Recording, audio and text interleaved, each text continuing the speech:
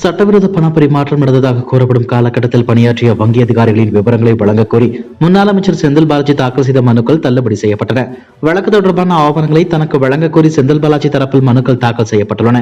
அது நீதிமன்ற உத்தரவுப்படி அசல் ஆவணங்களை வழங்க வங்கிக்கு உத்தரவிட வேண்டும் என்றும் அதுவரை அமலாக்கத்துறை வழங்கும் விசாரணையை தள்ளி வைக்க வேண்டும் என்று கோரப்பட்டது.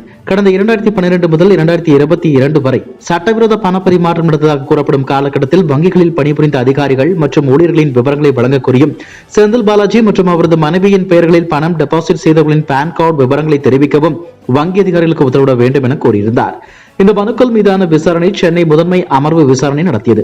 இந்த வழக்கில் விசாரணை முடிந்த நிலையில் தீர்ப்பு ஒத்திவைக்கப்பட்டது. இந்நிலையில் இன்று செந்தில் பாலாஜியின் மனுக்களை தள்ளுபடி செய்த சென்னை மாவட்ட முதன்மை அமர்வு நீதிமன்றம் வழக்கிலிருந்து விடுவிக்க கோரி செந்தில் பாலாஜி தொடர்ந்த மனு மீது வரும் 19ஆம் தேதி உத்தரவு பிறப்பிக்கப்படும் என்று கூறியுள்ளது. திமுக எம்எல்ஏ மறைவால் காலியான விக்கிரவாண்டி சட்டசபை தொகுதிக்கு ஜூலை 10 இடைத்தேர்தல் நடக்கவுள்ளது. திமுக சார்பில் அக்கட்சியின் விவசாய தொழிலாளர் அணி செயலர் அன்னியூர் சிவா வேட்பாளராக அறிவிக்கப்பட்டுள்ளார். நாம் தமிழர் கட்சியும் வேட்பாளரை அறிவித்துள்ளது. இந்த தேர்தல் போட்டியிடுவது குறித்து பாமகவும் திட்டமிட்டு வந்தது. திண்டிவனம் அருகே உள்ள தைலாபுரம் தோட்டத்தில் விக்கிரவாண்டி இடைத்தேர்தல் தொடர்பாக பாமக நிறுவனர் ராமதாஸ் தலைமையில் ஆலோசனை கூட்டம் நடந்தது.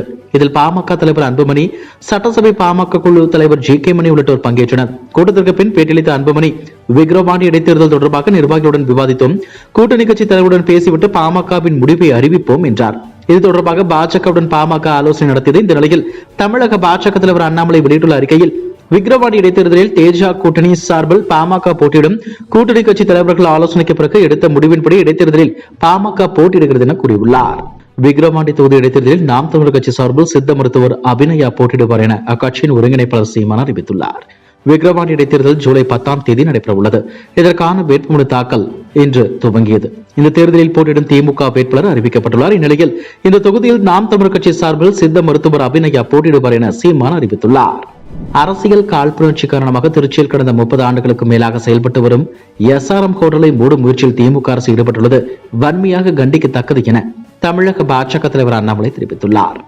எஸ்ஆர்எம் ஹோட்டல் குழுமத்தின் நிறுவனர் திரு பாரிவேந்தர் அவர்கள் பெரம்பலூர் தொகுதியில் திமுக அமைச்சர் கே நேருவின் மகன் அருண் நேருவை எதிர்த்து போட்டியிட்ட காரணத்திற்காக பழி வாங்கும் நடவடிக்கையில் திமுக ஈடுபட்டுள்ளது. திமுக ஆட்சியில் அதன் நிர்வாகிகள் குறுநில மன்னர்கள் போல் செயல்படுவது வாடிக்கையானது.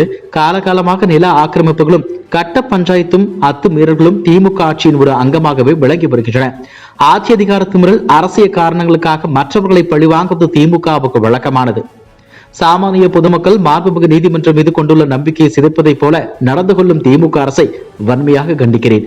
வழக்கு நிலுவையில் இருக்கும் நிலையில் மாண்புமிகு நீதிமன்றத்தை அவமதிக்கும் வகையில் செயல்படும் இந்த ஜனநாயக விரோத நடவடிக்கையை திமுக அரசு உடனடியாக நிறுத்திக் கொள்ள வலியுறுத்துகிறேன் என கூறியுள்ளார்.